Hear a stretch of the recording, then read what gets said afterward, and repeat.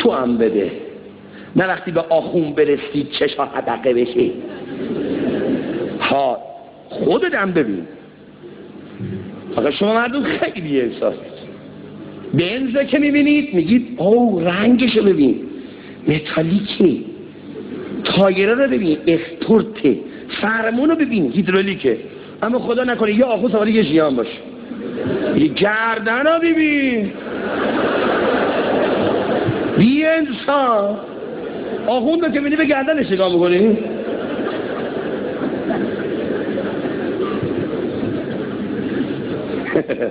خدای ما خدا رو از چشم بد محفوظ دار. من خودم سادگی رو تو ماشین نشسته بودم، یه موتوری اومد بره گفت گردنم برم، 3 رو گردنم دد میشه. شوخی نمیکنم خدا شاهده. بعد چشم بد لعنت. صلوات